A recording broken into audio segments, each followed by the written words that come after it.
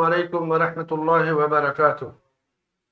الحمد لله رب العالمين والعاقبة للمتقين والصلاة والسلام على سيد الأنبياء والمرسلين نبينا محمد وعلى آله وصحبه أجمعين. أما بعد، يقول الإمام المجدد شيخ الإسلام محمد بن عبد الوهاب رحمه الله في كتابه كتاب التوحيد الباب الخامس عشر، باب قول الله تعالى: أيشركون ما لا يخلق شيئا وهم يخلقون ولا يستطيعون لهم نصرا، وقوله: والذين تدعون من دونه ما يملكون من قطمير.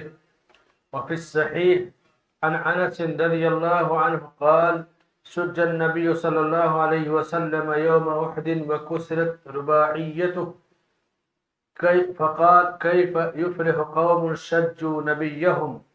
فنزلت: ليس لك من الأمر شيء. وفيه عن ابن عمر رضي الله عنهما أنه سمع رسول الله صلى الله عليه وسلم يقول: إذا رفع رأسه من الركوع في الركعة الأخيرة من الفجر: اللهم لعن فلانا وفلانا، بعدما يقول: سمع الله لمن حمده ربنا ولك الحمد، فأنزل الله: ليس لك من الأمر شيء. وفي رواية: يدعو ولا صفوان بن أمية وسهيل بن عمرو والحارث بن هشام، فنزلت: ليس لك من الأمر شيء.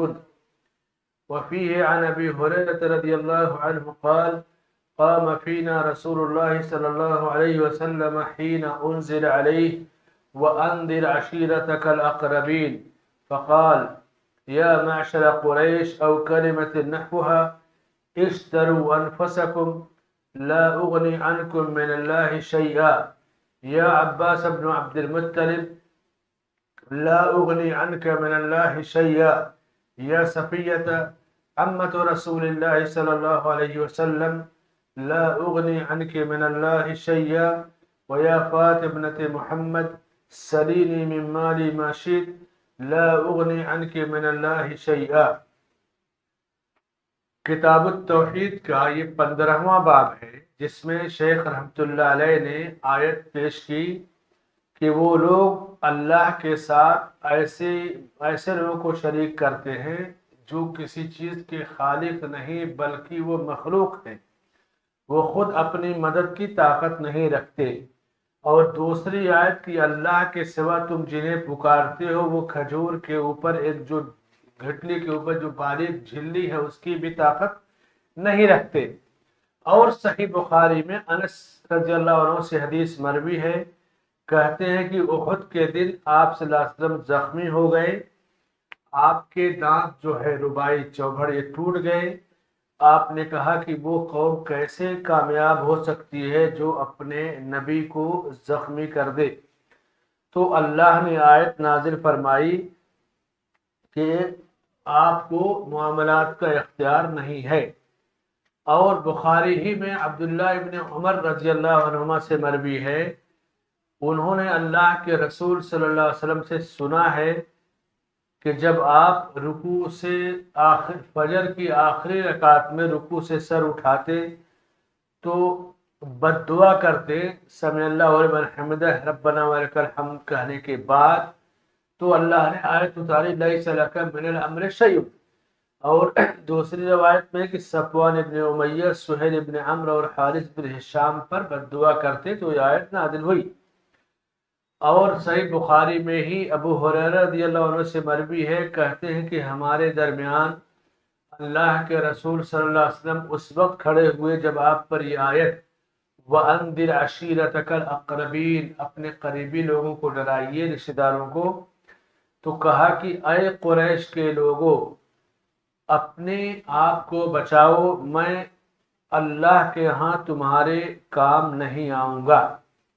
اے میرے چچا عباس، میں آپ کے کام نہیں آؤں گا۔ میری پھوپھی صفیہ، اللہ کے ہاں میں آپ کے کام نہیں آؤں گا۔ میری بیٹی فاطمہ، میرے مال سے جو چاہو لے لو، اللہ کے ہاں میں تمہارے کچھ کام نہیں آؤں گا۔ یہ چند آیتیں اور چند حدیثیں اس باب کی باب نمبر 15 کی وضاحت میں شیخ رحمت اللہ علیہ نے ذکر کیا ہے، یعنی قرآن اور سنت سے شرک کے مختلف راستوں کو ان کا دروازہ بند کیا ہے، اور ایک اللہ کی بندگی کا جو صحیح راستہ ہے اس کی رہنمائی فرمائی ہے۔ پہلی چیز، جو مخلوق ہو، مخلوق کا مطلب پیدا کیا ہوا، اس کو کسی نے پیدا کیا گیا۔ تو جب کوئی پیدا ہوتا ہے تو کمزور ہوتا ہے، انسان ہو، جنات ہو، جانور ہو، پیدا ہوتا ہے تو کتنا کمزور ہوتا ہے، ماں باپ کا محتاج ہوتا ہے، بیمار پڑا طبیب کا محتاج ہوا، اور ہر حال میں اللہ کا محتاج، پیدائش سے لے کے موت تک آدمی رہتا ہے۔ تو مخلوق خود کمزور ہے، تو مخلوق کبھی بھی عبادت کے لائق نہیں ہو سکتا۔ عبادت کے لائق وہ ہستی، وہ ذات جو خالق ہوتی ہے، جو لوگوں کو پیدا کرتی ہے، اور خالق اور پیدا کرنے والی ذات صرف ایک ہے، وہ اللہ کی ذات ہے۔ تو آیت جس سے شیخ نے استدلال کیا کہ اَيُشْرِكُونَ مَا لَا يَخْلُقُ شَيْئًا وَهُمْ يُخْلَقُونَ، جو آج تک کچھ پیدا نہیں کر سکے ان کو اللہ کے ساتھ شریک کرتے ہیں، ان کی عبادت کرتے ہیں، جبکہ وہ خود مخلوق ہیں، وہ تو خود اللہ کے محتاج ہیں۔ اور ہمیں معلوم ہے کہ پوری انسانیت، پوری دنیا کا خالق اللہ ہے۔ یا ایھا الناس اعبدوا ربکم الذی خلقکم والذین من قبلکم لعلکم تتقون، اے لوگو تم اس رب کی عبادت کرو جس نے تمہیں پیدا کیا اور تم سے پہلے جتنے لوگ دنیا میں ہیں سب کو اسی نے پیدا کیا، سب مخلوق ہیں، خالق صرف اللہ کی ذات ہے۔ اللہ کی ذات کون ہے؟ الذي جعل لكم الارض فراشا والسماء بناء وانزل من السماء ماء فاخرج به من الثمرات رزقا لكم فلا تجعلوا لله اندادا وانتم تعلمون، وہ اللہ جس نے زمین کو تمہارے لیے فرش اور بچھونا بنا دیا۔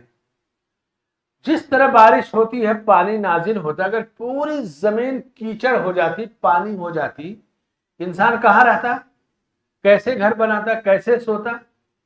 لیکن اللہ نے زمین کا ایک حصہ خشک رکھا آبادی کے لیے، 3 حصہ پانی ہے، اور جتنے پانی کی ضرورت ہے خشک زمین پر اتنا ہی پانی نازل فرماتا ہے۔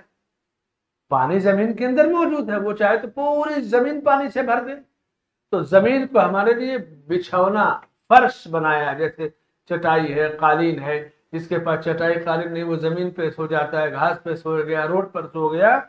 اور آسمان کو ہمارے لیے چھت بنایا، آسمان کو ہمارے لیے سائبان بنایا، اور پھر آسمان سے بارش نازل فرمائی، جس بارش سے زمین کے اندر سے اناج، غلے، پھل، میوے اگتے ہیں جو ہماری غذا کا ذریعہ ہیں، اور زمین پہ جو جانور ہیں ان کی غذا زمین سے نکلتی ہے۔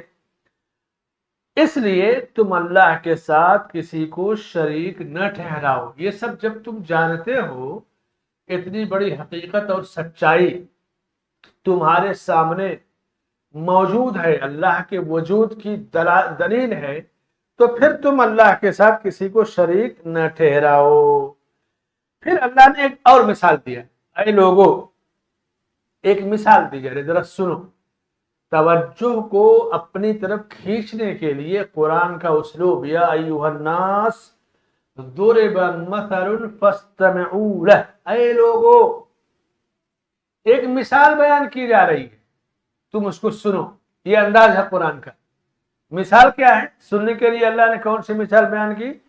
کہا کہ ان الذین تدعون من دون اللہ، اللہ کے سوا تم جن کو پکارتے ہو وہ ایک مکھی بھی نہیں پیدا کر سکتے، اگر وہ مل جائیں پھر بھی۔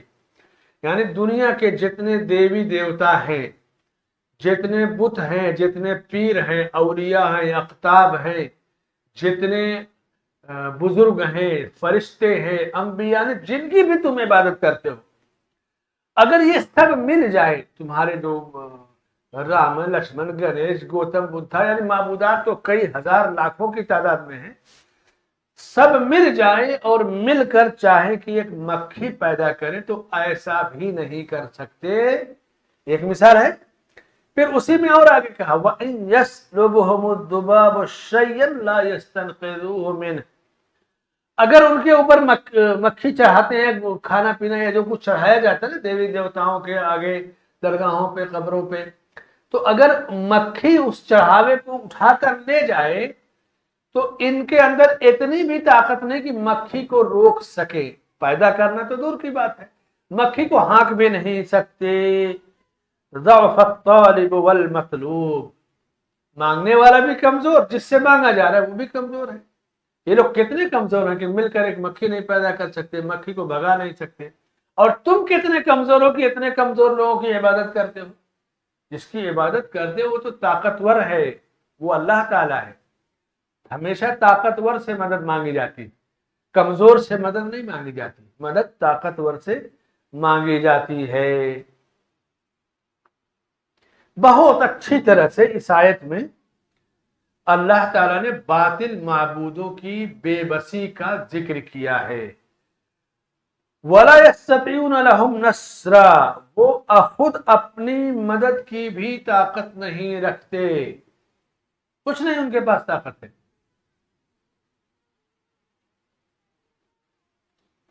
اس کے بعد تیسری آیت میں کہا کہ کھجور آپ کھاتے ہیں، کھجور کا گودا ہوتا ہے، اور پھر کھجور کے گودے اور گٹھلی کے بیچ میں باریک سی جھلی ہوتی.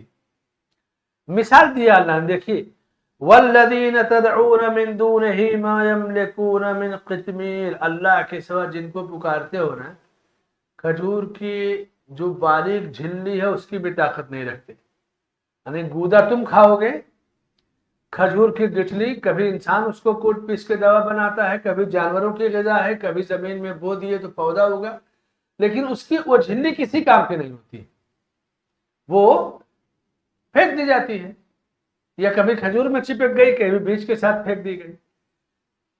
بیج کام آتا ہے دوا کے یا جانوروں کی غذا کے، یا اس کو زمین میں بو دیے تو پودا ہو گیا. کھجور انسانوں کی غذا ہے، جھلی کسی کام کی نہیں، لیکن اس کی بھی یہ طاقت نہیں رکھتے. یہ تمہارا پیٹ کیا بھریں گے، تمہارے جانوروں کو کیا پیٹ بھریں گے. یہ تو جو ایک دم بالکل بیکار سی چیز ہے کھجور کی باریک جھلی، اس کی بھی طاقت نہیں رکھتے، اس کے بھی مالک نہیں ہے، مالک نہیں ہے. اور مانگا کس سے جاتا ہے؟ جو مالک ہوتا ہے. جو مالک ہی نہیں وہ دے گا کیسے؟ تو کہا کھجور چھوڑیے، کھجور کے مالک، بیج کے مالک وہ تو چھوڑیے، کھجور کے اوپر جو جھلی ہے اس کے بھی مالک نہیں ہے، اس کی بھی ان کے پاس طاقت نہیں ہے. اور قیامت کے دن یہ جو تم شیطان کے بہکاوے میں اولیاء، بزرگوں کو، دیوی دیوتاؤں کو پوچھتے ہو نا، قیامت کے دن شیطان ایسے دور سے کہے گا انی بریء منکم انی اری ما لا ترون، میں تم سے بری ہوں، میرا تم سے کوئی تعلق نہیں، میں وہ چیز دیکھ رہا ہوں تو تم نہیں دیکھ رہے. اللہ کا عذاب، اللہ کی پکڑ دیکھے گا، بھاگ جائے گا، تمہیں جہنم میں جھونک دیا جائے گا. جن کو تم پکارتے ہو وہ نہ اپنی قبروں سے اٹھ سکتے ہیں، نہ جواب دے سکتے ہیں، نہ بول سکتے ہیں، وہ خود بے جان ہیں، خود کسی چیز کے مالک نہیں ہیں، کیسے وہ تمہیں دے دیں گے؟ یہ جو گورکھ دھندا ہے نا درگاہوں مزاروں پہ، قبروں پہ بڑے بڑے بزرگوں کی، مجاور اتنے ڈھیٹ ہیں کہ کوئی بات سننا گوارا نہیں کرتے، کیونکہ کروڑوں خربوں کی انکم ہے نا اس سے، اور حکومتوں کو بہت بڑا ٹیکس ملتا ہے مندروں کے دان سے، بڑے بڑے جو درگاہوں کے ٹرسٹ ہیں ان سے. تو اب ظاہر سی بات ہے کہ وہ بھی اس میں دلچسپی لیتی ہیں حفاظت کے لیے، اور کچھ بھی ہوا تو کیونکہ یہ معاملہ سب تو گورکھ دھندا کھانے پینے کا ہے.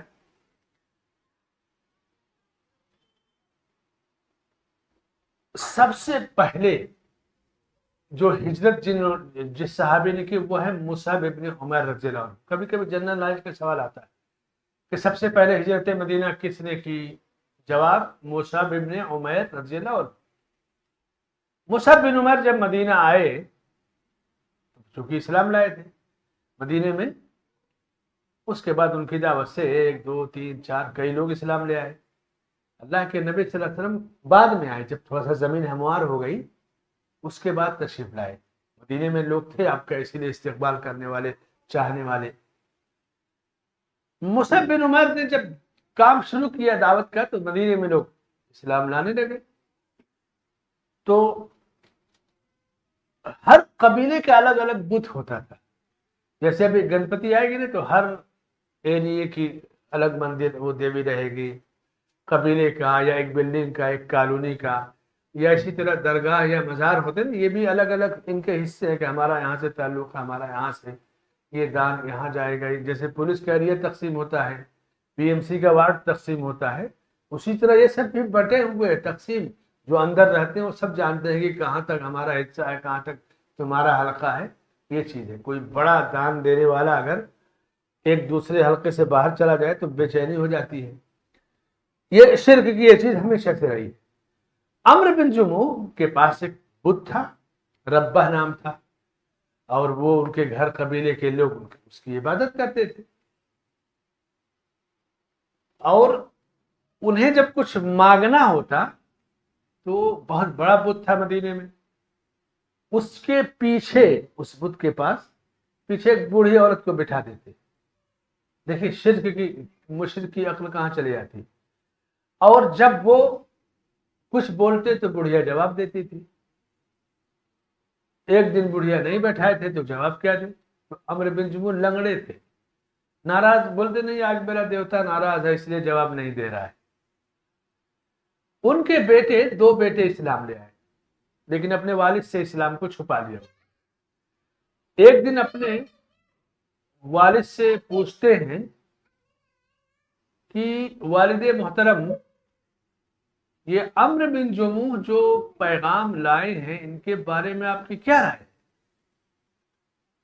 تو عمرو بن جموح نے کہا کہ میں اپنے دیوتا ربہ سے پوچھ کے بتاتا ہوں. ربہ کے پاس گئے لنگڑاتے ہوئے، اس دن بڑھیا کو نہیں بیٹھائے تھے، کوئی جواب نہیں آیا. کہتے ہیں شاید آپ ناراض ہیں، چلیے میں دوسرے دن آؤں گا. بیٹے پورا تماشا دیکھ رہے ہیں. رات کو اس بت کو ان کے بیٹوں ہی نے اٹھایا اور ایک کنویں میں پھینک دیا اٹھا کر کے. صبح ہوئی، شور ہوا، ہنگامہ ہوا، یہ ان کا معبود تو کنویں میں ہے. تو نکال کر لے آئے اور اس کو غسل دیا، خوشبو لگا کے پھر رکھ دیا جہاں رکھتے ہیں. دوسری رات پھر ان کے بیٹوں نے ایسا ہی کیا، اٹھا کر کے پھر پھینک دیا کنویں میں. ان کا تو عقیدہ تھا کہ روزی کے مالک ہیں، دینے والے ہیں، طاقتور ہیں. بہت ناراض ہوئے، کس نے ایسا کیا، اس کی خبر لی جائے گی وہ ہے. تیسری رات کیا کیا کہ خود کو وہاں رکھا عمرو بن جموح نے اور اس کی گردن میں تلوار لٹکا دیا. اب کوئی آئے گا تو اس سے اس کی مرمت کرنا، دفاع کرنا اپنا. بیٹے یہ حرکت دیکھ رہے تھے تو بیٹوں نے اس رات تلوار تو ہٹا لیا وہاں سے اور اس کی گردن میں کتے کا ایک بچہ مار کے لٹکا دیا.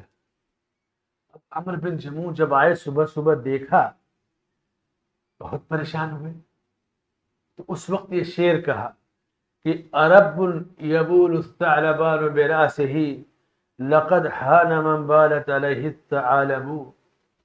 کیا ایسا بھی کوئی رب اور معبود اور دیوتا ہوگا جس کے اوپر کتے اور لومڑی پیشاب کرے؟ کتنا نقصان میں ہے، کتنا بدنصیب ہے جس کے معبود اور دیوی دیوتا پر کتے اور لومڑی پیشاب کریں. اور اس کے بعد انہیں جھٹکا لگا اور بت پرستی چھوڑ دیا اور اسلام لے آئے. یہ ان کے بیٹوں کا انداز تھا ان کو سمجھانے کا. مشہور واقعہ ہے. اس کے بعد 2 ہجری میں جنگ بدر ہوئی. یہ سب واقعات مصعب بن عمیر جب ہجرت مدینہ کر کے اس زمانے کے ہیں. اللہ کے نبی صلی اللہ علیہ وسلم آئے 2 ہی سال کے بعد بدر کا واقعہ ہوا. تو بدر میں انہوں نے شرکت کی اجازت چاہی تو بچوں نے کہا نہیں آپ آرام کیجیے، ہم جائیں گے، ہم لوگ ہیں نا 2 2 3 3 بچے آپ کے. تو نہیں شریک ہو سکے. احد کا ٹائم آیا تو احد میں بھی بچوں نے منع کیا. تو یہ روتے ہوئے اللہ کے نبی صلی اللہ علیہ وسلم کی خدمت میں حاضر ہوئے کہ میں شہادت چاہتا ہوں, میرے بچے منع کرتے ہیں. تو آپ نے ان کے بچوں کو سمجھایا کہ جانے دو, ان کو شوق ہے میدان میں جنگ میں شرکت کرنے کا. تو کہاں بت پرستی, ٹھیکے داری, اور کہاں بچوں نے ایک حکمت سے انہیں دعوت دی اور خود انہوں نے اسلام قبول کیا اور غزوہ احد میں شریک ہوئے. بعض علماء نے لکھا, مورخین نے, کہ احد میں دفن کیا گیا, شہداء میں سے تھے. اور 40 سال کے بعد ایک بڑا سیلاب آیا مدینے میں معاویہ رضی اللہ عنہ کے زمانے میں. تو کچھ قبروں کے اندر پانی بھر گیا تھا, قبروں کو کہیں شفٹ کرنا یا سیٹ کرنا تھا. ان کی قبر کو کھولا گیا تو وہ ایسے ہی تر و تازہ. اس طرح کے واقعات سیرت نگاروں نے لکھے. اب اندازہ کیجئے کہ شرک کو, بت پرستی, اس کی دعوت, اور جب توحید کی نعمت ملی تو شہادت کی موت, مرنے کے بعد بھی اللہ نے حفاظت کی, بیٹوں نے پہلے اسلام قبول کیا. تو شرک جتنی بری چیز ہے نا, توحید اتنی ہی عظیم اور بڑی نعمت ہے. جسے یہ مل جاتی ہے وہ دوبارہ پیچھے مڑ کر نہیں دیکھتا ہے, اور جسے جب تک نہیں ملتی وہ اسی میں مگن رہتا ہے. والذین تدعون من دونہ ما یملکون من قطمیر, اللہ کے سوا تم جنہیں پکارتے ہو وہ کھجور کی گٹھلی کے بھی مالک نہیں ہیں. اگر تمہاری پکار سن بھی لیں تو جواب دینے کی طاقت نہیں رکھتے. علماء نے لکھا ہے کہ جس سے مدد مانگی جائے اس کے اندر 3 شرطوں کا پایا جانا ضروری ہے. سب سے مدد نہیں مانگی جائے. جیسے کہتے ہیں نا کہ بھکاری سے آپ کیسے مدد طلب کریں گے, فقیر سے کوئی مدد طلب کرے گا. پہلی چیز, کسی سے کوئی چیز مانگی جائے تو وہ اس کا مالک و مختار ہو, وہ اس کے انڈر میں ہو. کسی کے پاس کچھ نہیں ہے تو کیا دے گا؟ فاقد الشیء لا یعطی, جس کے پاس خود ہی کچھ نہیں وہ کیا دے گا؟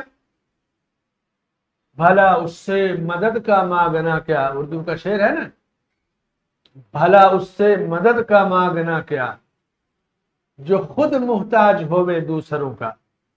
تو پہلی چیز کہ جس سے مانگا جا رہا ہے, جو چیز مانگی جا رہی وہ اس کا مالک ہو, نمبر 1. نمبر 2, جس سے مانگا جا رہا ہے وہ سننے والا, سنے گا تبھی نا آپ کی مراد پوری کرے گا. اور اگر سن رہا ہے لیکن مالک نہیں ہے تو بھی نہیں دے سکتا. مالک ہو پہلی شرط, سننے والا ہو دوسری شرط, اور تیسری شرط جواب دینے والا ہو. کیونکہ مردے بعض اوقات سن لیتے ہیں, اللہ نے مخصوص حالت میں مردوں کو سنایا ہے, لیکن جواب نہیں دے سکتے. تو پہلی شرط مالک ہو, دوسری شرط سننے والا ہو, تیسری شرط جواب دینے والا ہو. اور یہ تینوں شرطیں کس کے اندر پائی جاتی ہیں؟ صرف اللہ کی ذات میں, نہ کسی نبی کی ذات میں, نہ کسی ولی کی, نہ بزرگ کی. چلے گئے دنیا سے, وہ مالک نہیں ہے, نہ وہ سن سکتے ہیں نہ جواب دے سکتے, یا سن لیے تو جواب نہیں دے سکتے. تمام کے تمام معبودان باطلہ ان تینوں شرطوں سے خالی ہیں. ما یملکون من قطمیر, یہ پہلی شرط کی نفی ہو گئی کہ کھجور کی گٹھلی کے بھی مالک نہیں ہیں. دوسری شرط, ان تدعوہم لا يسمعوا دعاءکم, اگر یہ تم انہیں پکارو گے تو تمہاری پکار سن نہیں سکتے, یہ بھی ریجیکٹ. تیسری شرط کیا ہے؟ جواب دینے کی طاقت نہیں رکھتے. وَلَوْ سَمِعُوا مَا اسْتَجَابُوا لَكُمْ, اگر سن بھی لیا تو جواب نہیں دے سکتے. یعنی تینوں شرطیں قرآن کی اسی آیت کے اندر موجود ہیں کہ, اور یہ تینوں شرطیں جس کے اندر نہیں ہیں وہ اس سے نہیں مانگا جائے گا, اس کا سجدہ نہیں کیا جائے گا. اور اس کے بعد کہا کہ وَيَوْمَ الْقِيَامَةِ يَكْفُرُونَ بِالشِّرْكِ, کہ قیامت کا جب دن آئے گا تو جتنے معبودان باطلہ ہیں یہ تم سے برات ظاہر کر دے, بھائی ہم نے نہیں کہا تھا کہ ہم سے مانگو, ہمارا ان سے کوئی تعلق نہیں. معلوم یہ ہوا کہ مانگنا غلط ہے. کب؟ جب کسی سے مانگا جائے اور وہ چیز کا مالک نہ ہو، یا سن نہ رہا ہو مانگنے والے کی بات کو، یا جواب نہ دے سکتا ہو، تو ظاہر سی بات ہے کہ غلط ہے مانگنا، دعویٰ باطل ہے. اللہ تعالیٰ سنتا ہے، سمیع مجیب ہے، اور پوری کائنات کا مالک ہے. وَلِلَّهِ خَزَائِنُ السَّمَاوَاتِ وَالْأَرْضِ، آسمان و زمین کے خزانے اسی کے ہیں، اور کوئی نہ خزانوں کا مالک ہے، نہ سننے کی طاقت رکھتا ہے مرنے کے بعد، نہ جواب دینے کی طاقت رکھتا ہے. تو جتنے معبودان باطلہ ہیں سب باطل ہیں. مانگنا، عبادت کرنا غلط ہے، چاہے انبیاء ہوں، اولیاء ہوں، بزرگان دین ہوں، دیوی ہوں، دیوتا ہوں، سب ریجیکٹ، کوئی حیثیت نہیں کسی کی. قیامت کے دن یہ انکار بھی کر دیں گے. جیسے عیسیٰ علیہ السلام سے پوچھا جائے گا، کیا تم نے کہا تھا کیا کہ میری عبادت کرنا، میری والدہ اور میری ماں کو معبود بنا لینا، اللہ کو چھوڑ کر یا اللہ کے ساتھ شریک کر لینا؟ تو عیسیٰ علیہ السلام برات ظاہر کر دیں گے. وَإِذْ قَالَ اللَّهُ يَا عِيسَى ابْنَ مَرْيَمَ أَأَنْتَ قُلْتَ لِلنَّاسِ اتَّخِذُونِي وَأُمِّيَ إِلَٰهَيْنِ مِن دُونِ اللَّهِ قَالَ سُبْحَانَكَ مَا يَكُونُ لِي أَنْ أَقُولَ مَا لَيْسَ لِي بِحَقٍّ إِن كُنتُ قُلْتُهُ فَقَدْ عَلِمْتَهُ تَعْلَمُ مَا فِي نَفْسِي وَلَا أَعْلَمُ مَا فِي نَفْسِكَ إِنَّكَ أَنْتَ عَلَّامُ الْغُيُوبِ. جب قیامت کے دن اللہ تعالیٰ عیسیٰ ابن مریم سے پوچھے گا، سوال کرے گا، پوری عیسائی مشینری، پوری کرسچین مشینری موجود رہے گی، یہودی موجود رہیں گے، سارے لوگ میدان محشر میں رہیں گے. جو لوگ ان کی عبادت کیے ہوں گے وہ رہیں گے، جو ان کو اللہ کا بیٹا کہہ رہے ہیں وہ بھی رہے ہوں گے. کہا جائے گا عیسیٰ بتاؤ، کیا تم نے ان سے کہا تھا کیا کہ مجھے اور میری ماں کو اللہ کو چھوڑ کر معبود بنا لینا؟ تو عیسیٰ علیہ السلام میدان محشر میں کہیں گے میرے رب تو پاک ہے، ایسی بات میں کیسے کہہ سکتا ہوں جس کو کہنے کا مجھے کوئی حق ہی نہیں ہے، کوئی پاور نہیں ہے اس کو کہنے کا. اور بالفرض تو جانتا ہے نا کہ میں نے اگر کہا تو جانتا ہے، تیرے دل میں جو ہے میں اسے نہیں جانتا، میرے دل میں ہے تو اسے جانتا ہے. یعنی اگر سارے راستے بند ہو جائیں گے، اللہ تو سب جانتا ہے، لیکن ان کے سامنے جب وہ انکار کریں گے تو پوری مشینری دنیا، عیسائی دنیا جو ایک بڑی تعداد دنیا پہ حکمراں ہے، طاقت کی مالک ہے، دھڑام سے سب کے سب اپنی عبادتوں کے ساتھ برباد ہوں گے اور جہنم میں ڈال دیے جائیں گے. دنیا میں چاہے کچھ بھی کوئی کہنے کر لے، لیکن قیامت کے دن یہ دلیل ہے کہ مشرک ذلت کے ساتھ جہنم میں جائیں گے. آج عیسائی مناظرے کرتے ہیں، کتابیں لکھتے ہیں، اسلام کو چیلنج کرتے ہیں. قیامت کے دن جن کی وہ پوجا کرتے ہیں عیسیٰ علیہ السلام، وہی آ کر کے ریجیکٹ کر دے ان کو، ختم، جاؤ تم جہنم میں، اٹھا کے ڈال دیے جائیں گے. ما قلت لهم الا ما امرتنی به، میرے رب تو نے مجھے جن باتوں کا حکم دیا تھا میں نے وہی بات ان سے کہی ہے. وہ بات کون سی ہے جس کا تو نے مجھے حکم دیا تھا؟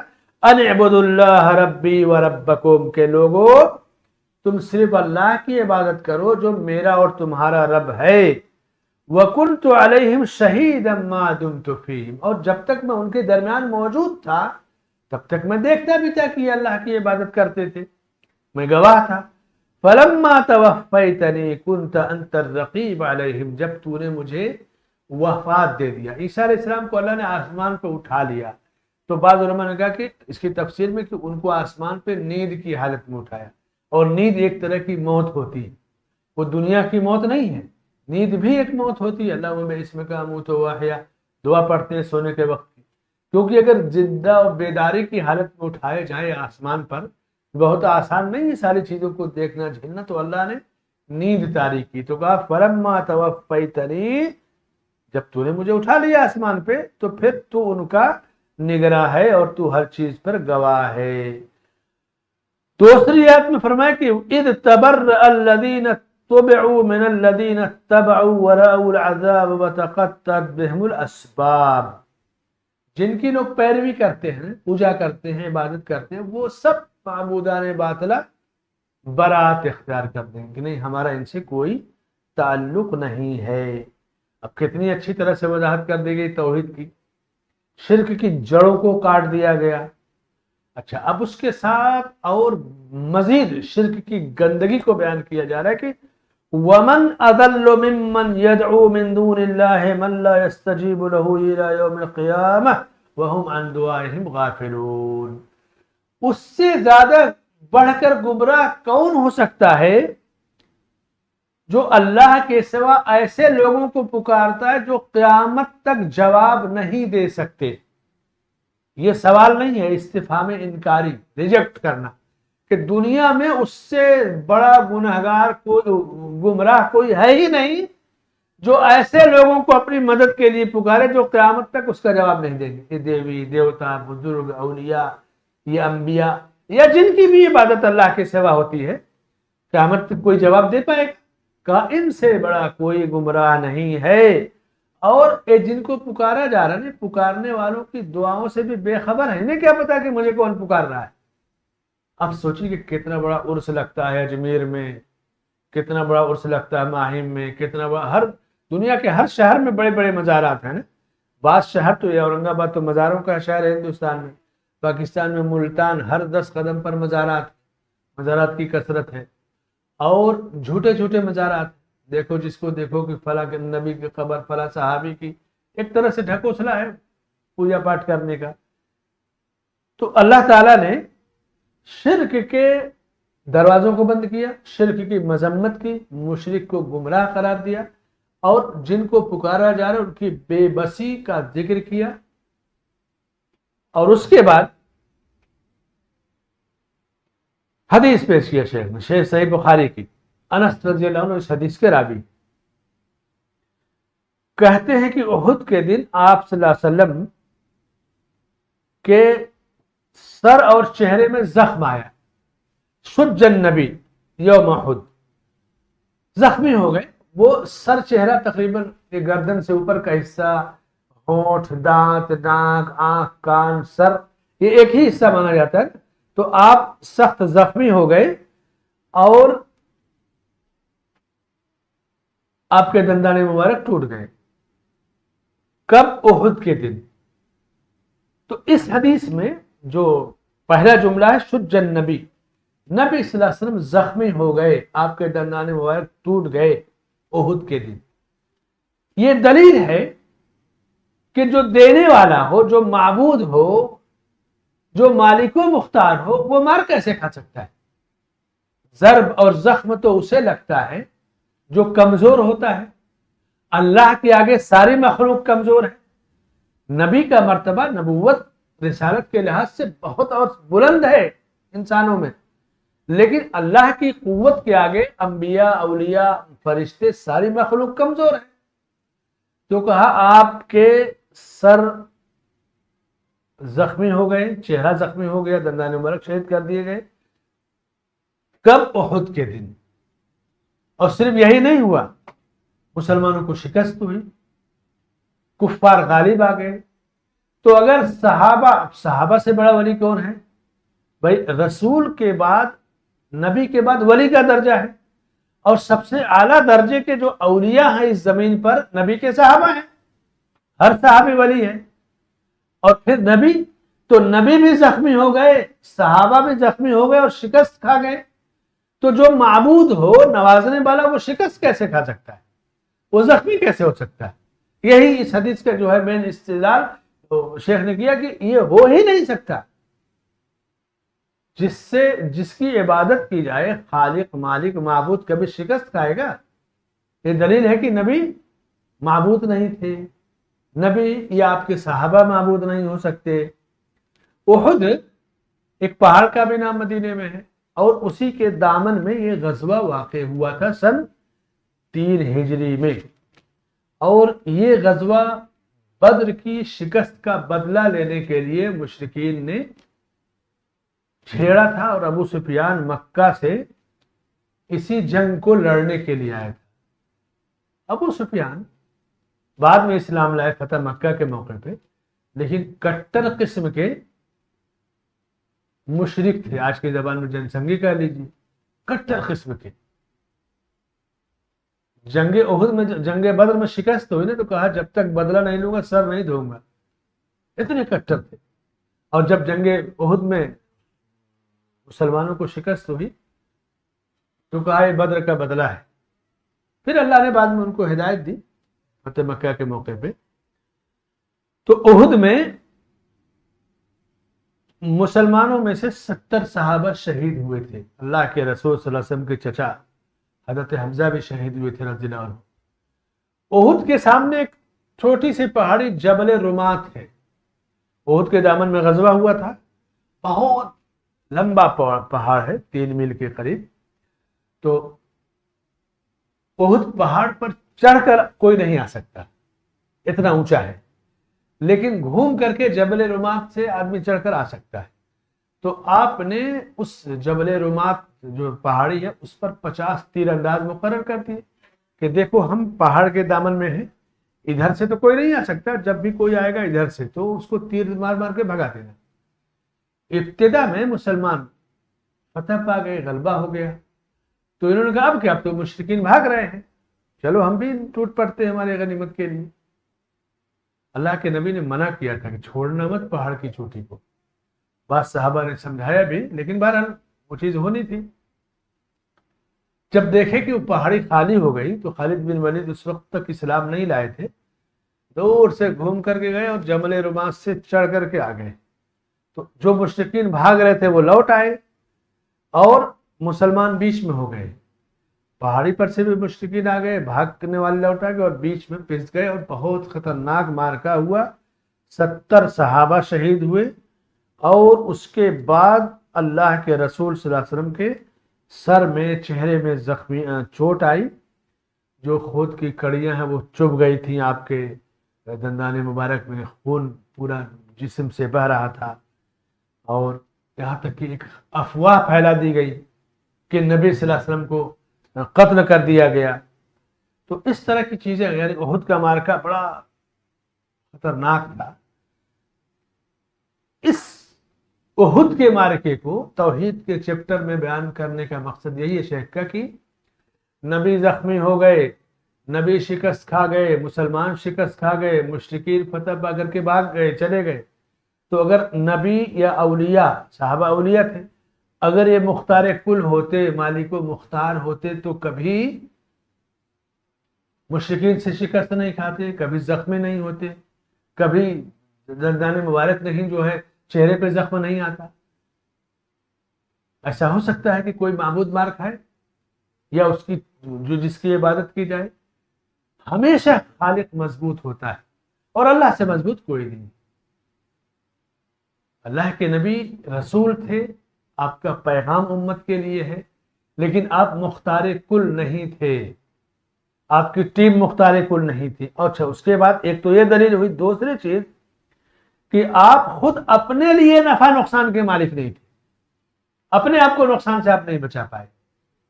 یہ دلیل ہے. اللہ نے چیز پیش کر کے دنیا کو بتا دیا کہ دیکھو میرے نبی بھی اپنی مدد کرنے پر قادر نہیں ہے. نبی سے بڑا کون ہے دنیا میں؟ تو پھر یہ تمہارے اولیاء، اقطاب، دیوی دیوتا یہ کہاں سے کیا کر سکیں گے؟ نبی سے بڑا جب کوئی نہیں ہے میرے بندوں میں، انبیاء پھر اولیاء ہیں. لیکن آپ بھی بے بس ہیں، نفع نقصان کے مالک نہیں ہیں اور آپ کی عبادت جائز نہیں ہے. تو جب نبی اور رسول کی عبادت درست نہیں تو دوسرے کی کیسے درست ہوگی؟ اور خود اللہ نے آپ سے کہا کہ آپ کہہ دیجئے قل انی لا املک لکم ضرا ولا رشدا، میں تمہارے لیے نفع نقصان کا میں مالک نہیں ہوں. نفع نقصان یہ اللہ کے ہاتھ میں ہے. اور یہی نہیں، جب آپ کے سر پر، چہرے پر زخم آئے، آپ کو تکلیف پہنچی، آپ نے کہا کہ کیف یفلح قوم شجوا نبیہم، وہ قوم کیسے کامیاب ہو سکتی ہے جو اپنے نبی کو زخمی کر دے؟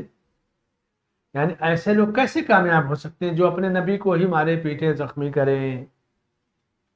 قوم کا کام تو یہ تھا کہ رسول کی دعوت قبول کرتے، آپ کی باتوں کو مانتے. تو اللہ نے کہا کہ لیس لک من الامر شیء او یتوب علیہم او یعذبہم فانہم ظالمون. آپ کو اختیار نہیں اس بات کا، یہ اللہ کے ہاتھ میں ہے کہ ان کی توبہ قبول کر لے، ان کو ہدایت دے دیں یا ان کو عذاب دے، یہ اختیار اللہ کے ہاتھ میں. آپ کو اتنا بھی اختیار نہیں ہے کہ آپ ان کو کوئی سزا دے سکیں، یہ بھی اختیار اللہ کے ہاتھ میں. الا لہ الخلق والامر تبارک اللہ رب العالمین. خلق پیدا کرنا، امر ہر چیز کا حکم اور آرڈر دینا، یہ پاور صرف اللہ کے ہاتھ میں ہے. قل ان الامر کلہ للہ. ہر قسم کا حکم، قانون، پاور، یہ سب اللہ کے لیے ہے. آپ کو مدد کرنے کا، شکست دینے کا یہ اختیار نہیں ہے. مدد، شکست، توبہ کو قبول کرنا، عذاب دینا، یہ سب اللہ کے ہاتھ میں. رسول کا کام کیا ہے پھر؟ فرمایا کہ ان علیک الا البلاغ. آپ کا کام لوگوں تک اللہ کا پیغام پہنچانا ہے.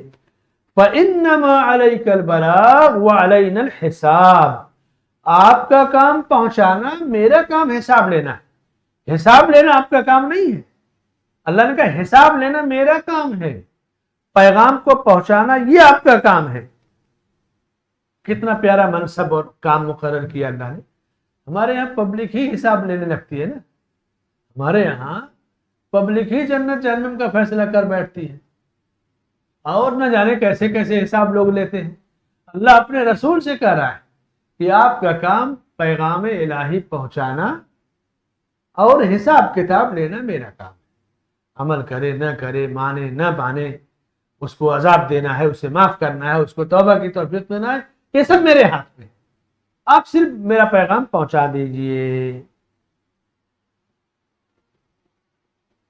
اور صحیح بخاری اور مسلم میں ہی ہے. چائے پی لیجیے اس کے بعد. ہاں بریک لے لیجیے 5 منٹ کا، کیونکہ گفتگو لمبی چلی جائے گی تو 10-15 منٹ ہو جائے گا.